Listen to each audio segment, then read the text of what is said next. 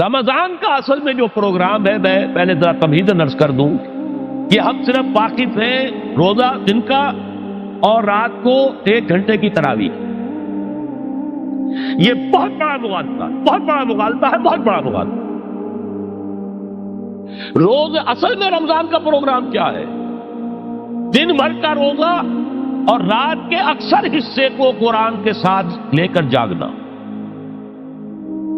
لیکن حکمت خداوندی نے پہلے حصے کو تو فرض کیا ہے، دوسرے کو فرض نہیں کیا، اس کو ترغیب اور تشویق پر چھوڑ دیا. لیکن اس کی جو اہمیت ہے میں چاہتا ہوں کہ پہلے اچھی طرح اس کو سمجھ لیں آپ.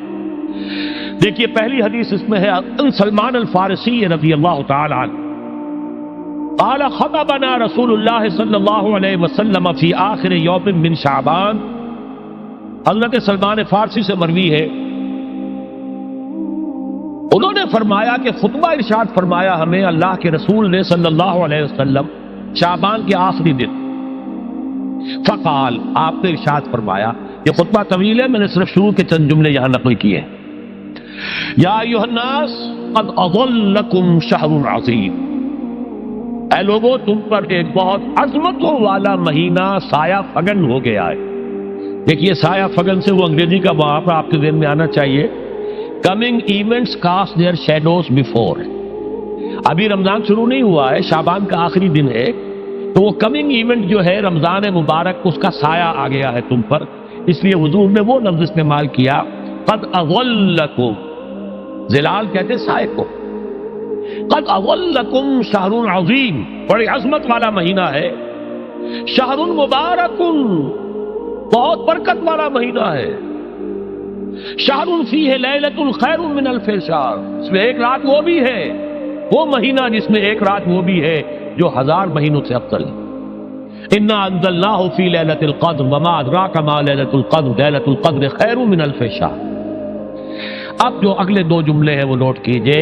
جعل اللہ صیامہ فریضۃ وقیام لیلہ تطوعا، اللہ نے ٹھہرایا ہے، قرار دیا ہے اس کا روزہ رکھنا تو فرض کے درجے، اور اس کی رات کا قیام تطوع کے درجے میں، اپنی مرضی پر، اپنی خواہش پر، نفل کے طور پر یہ تم پر لکھ دیا گیا ہے. لکھا تو گیا ہے، جعلہ تو ہے. مجعول کا جو پہلا مفعول ہے وہ کیا ہے؟ جعلہ کا. مجعول اول کیا ہے؟ دن کا روزہ. اور مجعول ثانی کیا ہے؟ قیام لیلہ، رات کو کھڑا رہنا. اب یہ رات کا کھڑا رہنا اس کی کتنی مقدار ہوگی؟ کہاں سے معلوم کریں گے؟ قرآن سے. جب یہ لفظ آیا ہے سورہ مزمل میں، یا ایھا المزمل قم اللیل الا قلیلا نصفہ او انقص منہ قلیلا او زد علیہ ورتل القرآن ترتیلا، یہ معنی ہے اے رہا کپل میں لپٹ کر لیٹنے والے، کھڑے رہا کرو رات کو سوائے اس کے تھوڑے سے حصے کے، یعنی آدھی رات یا اس میں تھوڑا سا کم کر لو، جسے پھر کہا مفسرین نے 1/3 رات کم سے کم. اور زد علیہ، یا آدھی پر بھی کچھ زیادہ کرو، یہ 2/3 رات ہو گئے. ورتل القرآن ترتیلا، اور قرآن کو اتارا کرو تھوڑا تھوڑا تھوڑا. یہ ترتیل، تفریل، تنزیل، جیسے قرآن تھوڑا تھوڑا محمد پر نازل ہوا صلی اللہ علیہ وسلم، ایسے ہی تھوڑا تھوڑا تھوڑا قرآن اپنے اندر اتارو. ہیمر اٹ ڈاؤن، اپنے ذہنوں میں اتارو، اپنے قلب میں اتارو. اس کے لیے رات کو کھڑے رہو، اور قیام اللیل کم سے کم 3/4 شب کے اوپر اطلاق ہوگا، اس سے کم پر تو اطلاق ہے ہی نہیں. اگلی حدیث پڑھیے، اور یہ ہے جو عام طور پر ہر مسجد میں بھی آج کل خوب یہ گونج رہی ہوگی، حدیث بیان ہوتی ہے، اس لیے کہ بخاری اور مسلم دونوں میں موجود ہے، متفق علیہ روایت ہے. اس سے اونچا تو درجہ سند کے اعتبار سے تو حدیث کا کوئی اور درجہ اس سے اونچا ہے نہیں. عن ابی ہریرہ رضی اللہ عنہ قال قال رسول اللہ صلی اللہ علیہ وسلم، حضرت ابو ہریرہ سے روایت ہے، آپ نے فرمایا کہ حضور نے ارشاد فرمایا، من صام رمضان ایمانا و احتسابا غفر له ما تقدم من ذنبه، جس نے روزہ رکھا رمضان مبارک کے دوران اللہ پر یقین رکھتے ہوئے اور اس سے اجر و ثواب کے حاصل ہونے کی امید میں، اس کے تمام پچھلے گناہ معاف ہو جاتے ہیں. ومن قام رمضان ایمانا واحتسابا غفر له ما تقدم من ذنبه، اور جو کھڑا رہا رمضان کے دوران، کھڑا رہا ہے، جیسے ساما، میں نے شروع میں آپ سے عرض کر دیا تھا یہ مصدر ساما یصوم صوما قام یقوم قیاما، ومن قام رمضان، جو کھڑا رہا رمضان کے دوران، پورے رمضان کے دوران کھڑا رہا، ایمان و احتسابا کی شرط پھر وہی ہے، غفر له ما تقدم من ذنبه، وہی اجر اس کا بھی ہے۔ ومن قام لیلۃ القدر ایمانا واحتسابا غفر له ما تقدم من ذنبه، اور جو خاص طور پر لیلۃ القدر میں کھڑا رہا ایمان اور احتساب کے ساتھ، اس کے بھی پچھلے گناہ معاف ہو گئے۔ اب یہ قامہ اور سامہ جیسے آ رہا ہے ایک دوسرے کے ساتھ پیرلل ہو کر، اس کو نوٹ کر، من سامہ رمضان من قام رمضان، کیا یہ 1 گھنٹے کی تراویح جو ہے اس پر پوری اترتی ہے؟ نسبت خاک رابع عالم پاک، کوئی اس میں ریشو پروپورشن جڑتی نہیں۔ اگلی حدیث بھی پڑھ لیجیے، یہ وہی آگے عبداللہ ابن عمرو بن العاص رضی اللہ تعالی عنہما، جن کے بارے میں میں نے عرض کیا تھا، بہت ہی زاہد منش، بڑے عابد، ہر روز روزہ اور پوری رات نماز پڑھتے تھے، وہ راوی ہے اس کے۔ عن عبداللہ ابن عمرو رضی اللہ عنہما ان رسول اللہ صلی اللہ علیہ وسلم قال الصیام والقرآن یشفعان للعبد، روزہ اور قرآن دونوں بندے کے حق میں شفاعت کریں گے۔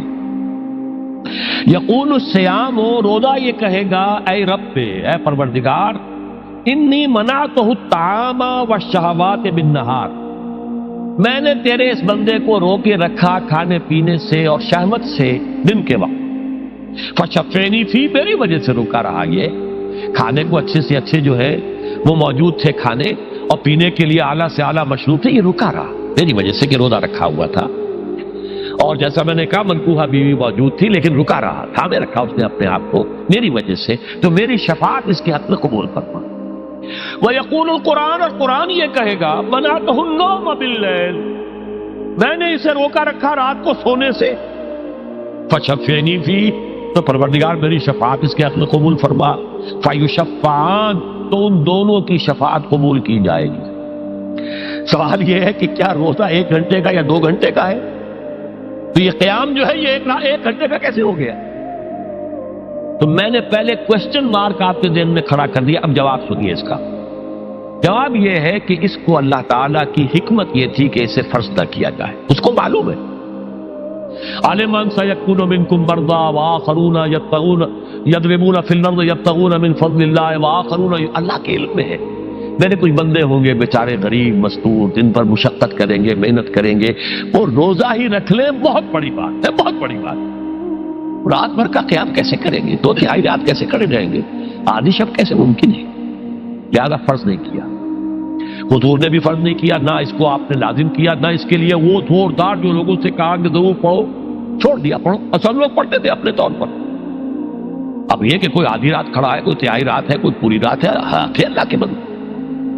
لیکن 3 دن حضور نے یہ باجماعت نماز پڑھا دی، لیکن پڑھائی ہے وہ تہجد کے وقت، یعنی لوگ رات کے وقت جو بھی ہے کھڑے ہیں، جاگ رہے ہیں، قرآن پڑھ رہے ہیں، لیکن یہ کہ خاص تہجد کے وقت آپ اپنے حجرے سے برآمد ہوئے تو لوگ جمع ہو گئے، آپ کے گرد جمع ہو گئے۔ آپ نے 3 دن یہ 8 رکعتیں جو تہجد کی حضور کی ہوتی تھی، وہ آپ نے 8 رکعتیں پڑھائیں باجماعت، لیکن وہ وقت تہجد کا تھا، یہ نوٹ کر لی۔ 4تھے دن بھی صحابہ منتظر رہے، کیا حضور برآمد ہوں گے، تشریف لائیں گے؟ نہیں آ رہے حضور، وہ کچھ کھنگار بھی رہے ہیں، کہیں پتہ نہیں حضور کہیں اونگ نہ آ گئی ہو تو ہماری آوازوں سے جاگ جائیں، پھر بھی نہیں آئے حضور۔ اگلے روز آپ نے فرمایا کہ میں جان بوجھ کر نہیں آیا، میں اگر یہ متواتر تمہیں پڑھاؤں گا تو یہ تم پر فرض ہو جائے گی۔ یہ ہے وہ رافت اور رحمت، بالمومنین رؤوف الرحیم، جو اللہ تعالیٰ کی شان ہے رحمان الرحیم ہونے کی، بالمومنین رؤوف الرحیم، یہ محمد الرسول اللہ بھی ہے، تم پر یہ سختی جو ہے یہ تمہارے لیے قابل برداشت نہیں ہوگی، لہذا میں نے یہ 3 دن صرف پڑھائی ہے، اگر مسلسل پڑھاتا تو فرض ہو جاتا۔ یہاں تک تو ہے حکمت نبوی کا معاملہ، اب آیا حکمت صحابی یا حکمت خلیفہ راشد۔ یہی معاملہ رہا حضور کی حیات طیبہ کے دوران، یہی حضرت ابوبکر رضی اللہ تعالیٰ عنہ کی خلافت کے دوران، یہی حضرت عمر کا بھی ابتدائی دور۔ لیکن دور خلافت عمر فاروق کے دوران یہ واقعہ آیا کہ حضرت عمر داخل ہوئے مسجد میں، دیکھا رات کے وقت ابھی کوئی باجماعت تراویح کا کوئی انتظام نہیں تھا. آپ نے دیکھا کچھ لوگ مسجد کے اس کونے میں کھڑے ہیں، ایک حافظ ہے، سادے تو حافظ نہیں ہوتے تھے نا، تو کوئی حافظ ادھر، انہوں نے 5 6 7 8 آدمیوں نے کسی حافظ سے گزارش کی، وہ انہیں قرآن سنا رہا ہے، وہ کھڑے سن رہے. کوئی دوسرے کونے میں ایک دم کٹا ہے، کوئی تیسری طرف ہے، کہیں ہے، تولیوں کے اندر لوگ جو ہے وہ قیام اللیل کا حق ادا کر رہے ہیں.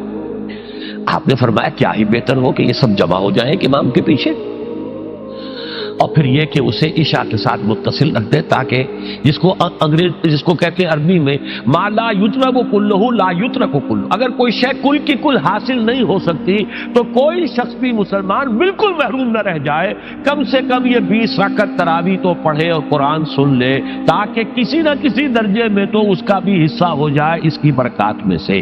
یہ ہے حکمت حضرت عمر فاروق کے فیصلے کی. اور چونکہ حضور نے فرمایا علیکم بسنتی و سنت الخلفاء الراشدین المہدیین، تم پر لازم ہے کہ میری سنت کو اور میرے خلفاء راشدین کی سنت کو مضبوطی سے پکڑو. یہ وجہ ہے کہ فقہاء اربعہ جو ہیں ہمارے، وہ سب کے سب اس کو واجب کے درجے میں رکھتے ہیں، اس لیے کہ یہ فیصلہ حضرت عمر کا، عمر خلیفہ راشد ہیں رضی اللہ تعالی عنہ.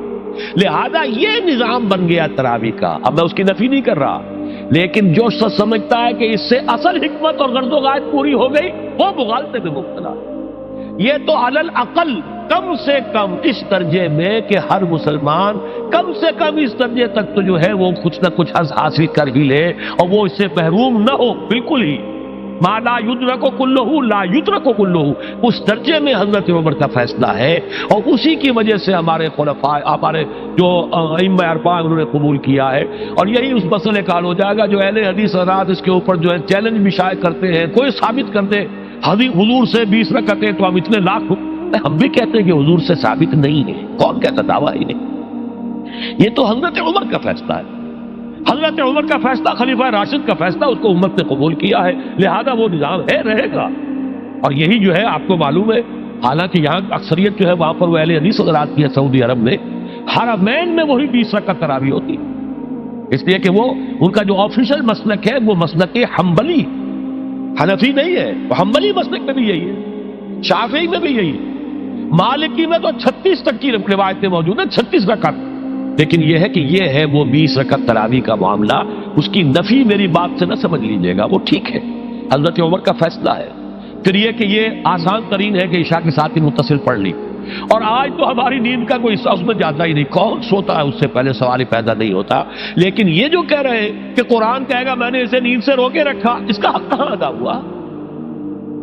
اس کا حق تو ادا ہوگا کہ تہائی ورنہ نصف شب کے لگ بھگ آپ جاگے قرآن کے ساتھ. اب سمجھیے اس کی غرض و غایت کیا ہے. اگر قرآن رمضان کا یہ دوگنا پروگرام سامنے آ گیا، اصلاً جو مطلوب ہے دن بھر کا روزہ اور رات کے اکثر حصے کا کم سے کم نصف شب جو ہے اس میں جاگنا قرآن کے ساتھ. اب اس کی جو حکمت اور غرض و غایت ہے وہ بھی اب آپ 2 درجوں میں سمجھ. رمضان کا اب 2 اچھا پروگرام، دن میں روزہ رکھو، اس روح کو مزمحل کرو، اس روح کو مزمحل کرو گے، اس میں جسم کو مزمحل کرو گے، حیوانی وجود کو، تو ہی اس روح کو کچھ ریلیز ملے گا. بھاری بوجھ کسی کے قدموں میں پڑا ہوا ہے، وہ کیسے اوپر اٹھے گا؟ ذرا اس کے نیچے جو وزن ہے، لنگر بھاری ہے، جہاز کا کیسے چلے گا؟ لنگر تو اٹھاؤ. تو اس طریقے سے وہ ذرا بوجھ سے اس کو تھوڑا سا ریلیز دو، رات کو کھڑے ہو جاؤ. اب اپنی روح پر نازل کرو اللہ کے کلام. تیرے ضمیر پہ جب تک نہ ہو نزول کتاب، گرا کشا ہے نہ راضی نہ صاحب کشاف. اب یہ فوار پڑ رہی ہے تمہارے اوپر، تمہارے اندر اس کو جذب ہونا چاہیے. اس سے کیا ہوگا؟ روح کو تقویت حاصل ہوگی. اس کو مثال سے پہلے سمجھا دو. کوئی شخص پیاس سے مر رہا تھا، اس درجہ پیاسا تھا کہ اس کے اوپر بے ہوشی بھی طاری ہو گئی ہے. کوئی شخص آیا، اس نے پہلے اس کو پانی کے چھینٹے دیے، کچھ ہوش میں آیا. اب اسے پانی کا کوئی کٹورا لگا دیا اس کے منہ سے. پانی کے ایک گھونٹ کی جو لذت اسے اس وقت محسوس ہوگی، کیا کبھی زندگی میں کسی کو محسوس ہو سکتی؟ یہ پانی کتنی بڑی قیمت ہے، قیمتی شے ہے. یہ تو اسی سے پوچھے جسے شخص پیاس لگی تھی، اور پیاس کی وجہ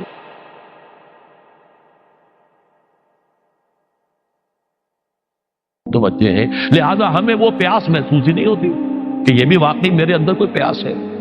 روح بیدار ہوگی تو وہ پیاس جو اس کے اندر اب پیدا ہوئی ہے وہ کدھر متوجہ ہوگی؟ اپنے پروردگار کی طرف۔ یہ ربط ہے اگلی آیت کا، آپ پڑھیے وَإِذَا سَأَلَكَ عِبَادِي عَنِّي فَإِنِّي قَرِيبٌ۔ جب یہ روح بیدار ہو کر اپنے مرکز کی طرف متوجہ ہوگی، اپنے منبع اور سرچشمے کی طرف متوجہ ہوگی، اپنے مبدا کی طرف متوجہ ہوگی، تو اے میرے نبی صلی اللہ علیہ وسلم، جب میرے بندے آپ سے میرے بارے میں پوچھیں فَإِنِّي قَرِيبٌ، انہیں بتا دیجئے میں قریب ہی ہوں، کہیں دور نہیں، اس کی رگے جان سے بھی زیادہ قریب۔ ہم قریب ہیں، جب چاہو ہمیں پکارو، جب چاہو دعا کرو، جب چاہو باریابی حاصل کر لو۔ ہم تو مائل بے کرم ہیں، کوئی سائل ہی نہیں۔ ہم تو ہر روز رات کے آخری گھڑیوں میں سمائے دنیا تک نزول فرماتے ہیں، اور ہماری طرف سے پکارنے والا پکارتا ہے حل من مستغفر فاغفر لہ، ہے کوئی استغفار کرنے والا کہ میں اسے بخش دوں؟ ہے کوئی مانگنے والا؟ حل من سائل فاعطیہ، ہے کوئی مانگنے والا جسے میں دوں؟ تم سوئے ہوتے ہو، ہم تو غافل نہیں، تو غافل، متوجہ تو ہو، آؤ تو صحیح ہماری طرف۔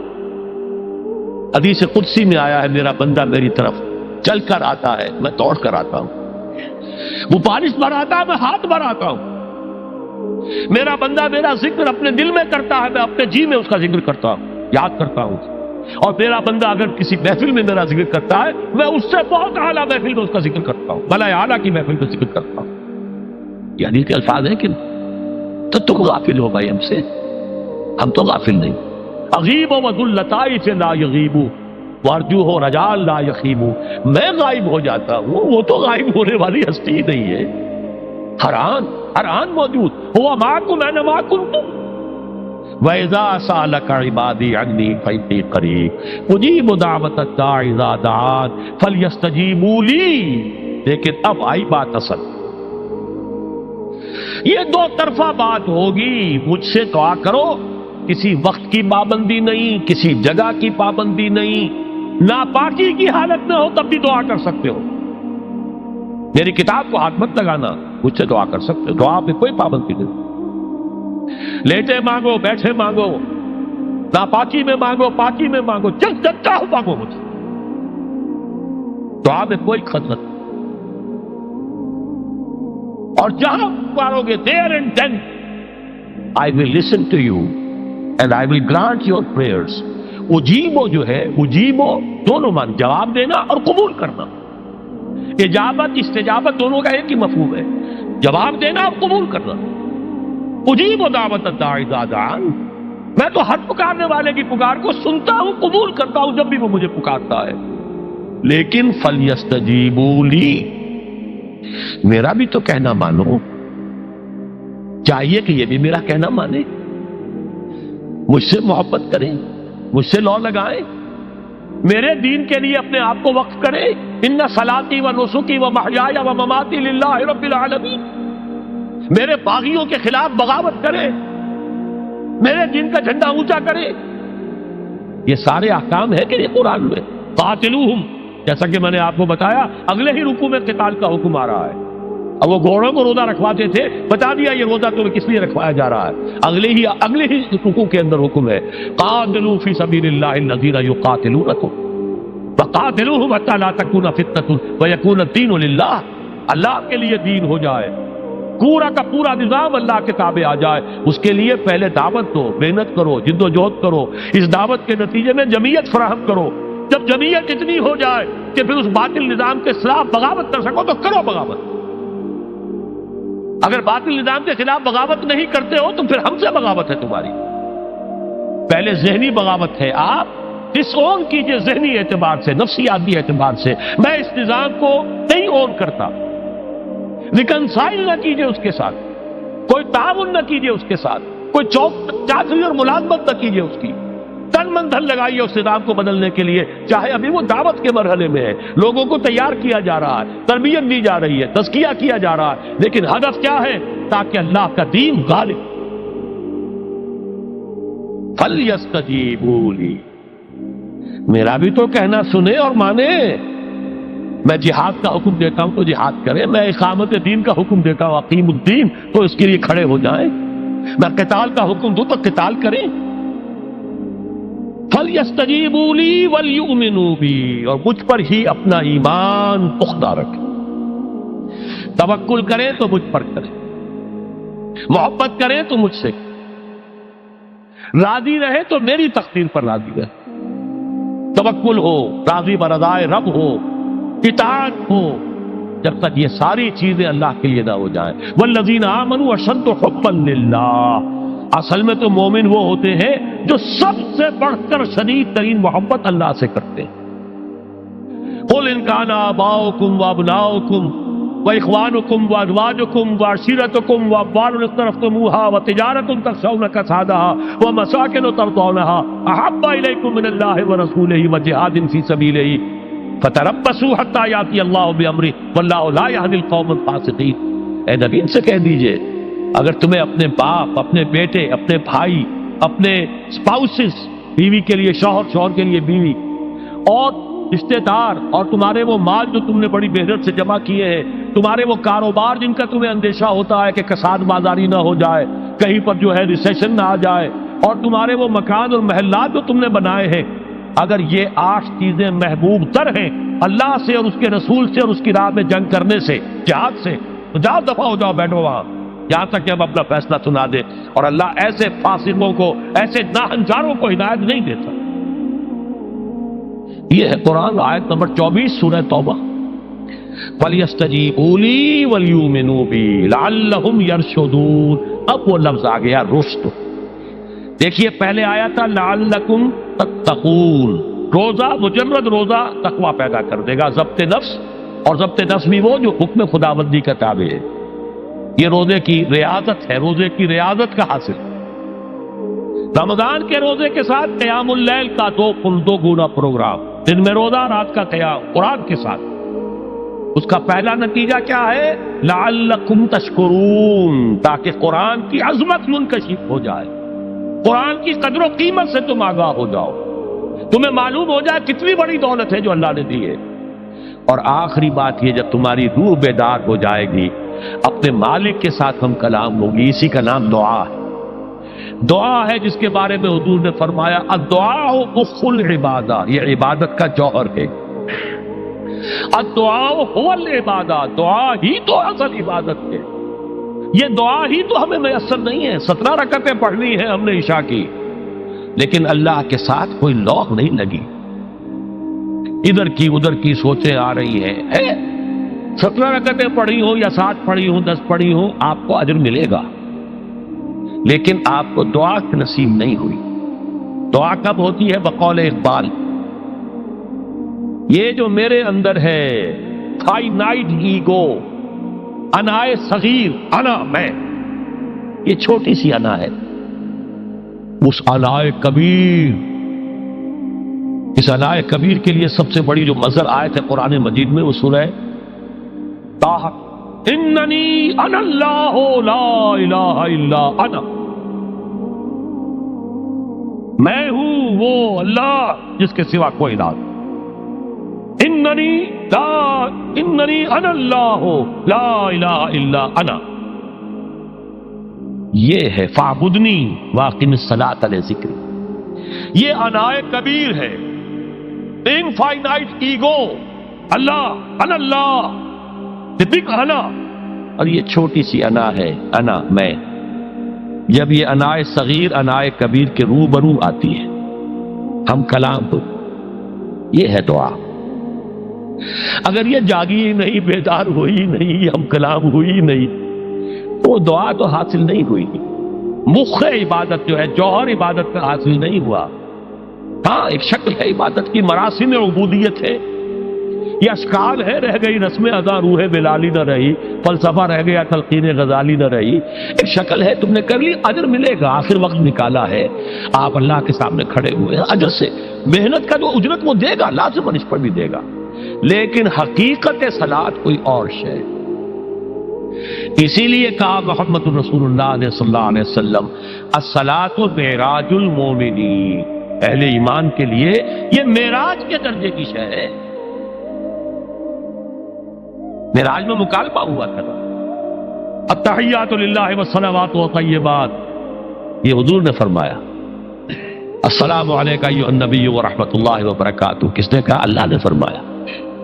السلام علینا وعلی عباد اللہ الصالحین، حضور نے فرمایا اس سلامتی میں تمام اللہ کے نیک بندوں کو شامل کر رہا ہوں، سلامتی مجھ پر بھی ہو اور تمام اللہ کے نیک۔ یہ مکالمہ ہے، مخاطبہ ہے۔